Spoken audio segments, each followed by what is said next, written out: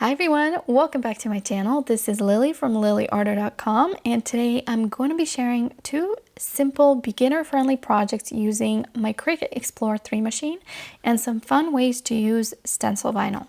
The first project is a DIY towel hook I needed for my bathroom. To start, I cut some thin plywood from my scrap pile to size and sanded it down with some 120 grit sandpaper.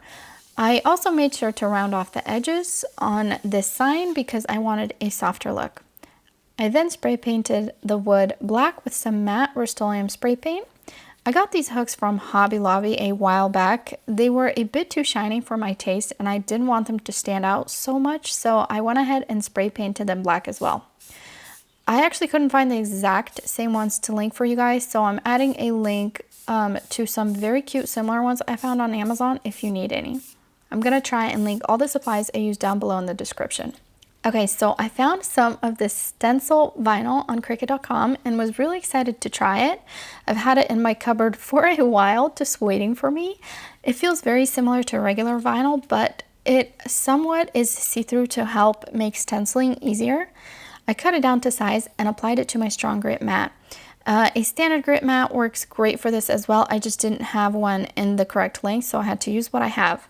Okay, so my design was almost ready to cut, but before I was cutting, I noticed that the edges were lifting a bit on the vinyl, so I added some tape. I went over to Design Space and picked a simple text and typed up fresh and clean. I clicked on make and was prompted to pick whether I'll be cutting with a mat or without a mat. If you're using the Explorer 2, it will not ask you this question. I then picked stencil vinyl for my cut settings and let Cricut do the rest. If you're using a longer mat like I did, be sure to leave enough room behind the machine so it doesn't hit the wall and affect your cut process. Okay, so first go, and I ended up running into a little problem. I actually forgot to align my cut to be in the middle of my stencil piece. I ended up redoing this and made sure that my text was centered and not too close to the edges.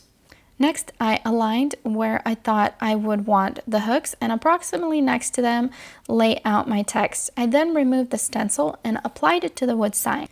I took all the center pieces to some of the letters and applied them onto the sign as well. I tried doing this by hand, but it's kind of tricky. This actually works best if you have tweezers. Okay, on to the fun part. Instead of painting it like I would usually do, I decided to try something different and use this modeling paste. You can create 3D effects this way with minimal effort. I love this art hack. I have tried this previously on a planter that I did, and it was really easy to do. I applied an even coat onto the stencil, making sure not to spread it over the edges, just kind of keeping it neat in the middle. I then swiped over it with an old card, trying to keep the thickness about the same. And that's it. I slowly pulled off the stencil right after without letting it dry. So here's where I kind of hit a hiccup. I didn't really think this part through for some reason. I didn't realize that the centers of some of my letters would not be visible, so I had a hard time removing the centers of the letters, but I found the best way to remove the stencil from these areas was to use a sharp tool like this and push in the center of the letter until you hear a pop. This means it punctured through the stencil material, and once you lift gently without twisting, it should come out neatly. If the edges get messy, which in my case they still did get a little bit messy, I cleaned it up with the sharp tool. I let this dry overnight, and the next morning Tony helped me attach the hooks, and that's it. Here's how it looks in our bathroom. I do wish I would have added more modeling paste. I feel like it's just not giving me that like 3D effect. I wish it was a little bit thicker. And you can very slightly see the 3D paste is too thin on the letter N, and it looks a little bit transparent. So I'll definitely keep this in mind if I ever do this project again. Overall, I'm really happy with how it turned out. I would totally buy this if I saw it at Hobby Lobby. Okay, on to the next project. If this is your first time watching my video, I hope you're enjoying it. Don't forget to subscribe so you don't miss any more DIYs. Next, I wanted a cute little sign that went above the toilet in my bathroom. Originally, I was super tempted to do this text, but I just wasn't brave enough. I got this faux leather from a Cricut sampler sold at Michael's. They had different colors. I applied it to my strong grit mat and taped the edges down so they don't lift. In Design Space, I looked up rectangle under images and added some stars and text to create my design. I right-clicked and pushed attach on the text and stars. This connects all the different elements into one whole design. Then I moved the rectangle behind it. Next, I clicked on Make and was ready to cut. I picked Faux Suede in my cut settings and Cricut first cut out the rectangle.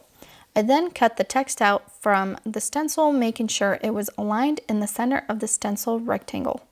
Because the Faux Suede was a bit more flimsy than I was hoping, I actually had to improvise, and I cut out a piece of cardstock that I had the same size or similar size and applied it onto the back of the suede with some Mod Podge. This gave the sign a bit more support, but honestly, if I would have to redo this project, I would definitely use something sturdier. I don't think cardstock is strong enough. I removed the stencil and applied it onto the front of the sign as centered as possible. I made sure to transfer the centers of the letters as well. For the sign, I was inspired by leather embossing. Did you know that leather embossing is made with stamps? I had no idea. I actually just found this out while Googling. I was trying to figure out how I could get that same look without using an actual stamp. I picked some of this craft paint that I had in my craft box and was hoping to replicate with this. I wanted the color to be a bit darker than the leather, but similar toned. I mixed both colors with a few drops of water and tested it first on a scrap piece to make sure it was not too runny. I then used a stencil brush to rub the paint mixture onto the stencil. And that's it. I removed it right away. I didn't let the paint dry and ended up with this pretty effect. In all honesty, it looks pretty convincing to me if you stand far enough. But even looking at it close, I think it looks really good. I had some of these push pins that I cut the tails off of and attached to the edges of the sign for more character. And I used some Velcro to attach the sign to the wall. Okay, so it definitely looks more man cave-ish than I was expecting, but I do love the rugged look it gives our bathroom. I could always remove it if I do get sick of it eventually. I'm behind the shower curtain. What are you doing? I'm behind the shower curtain.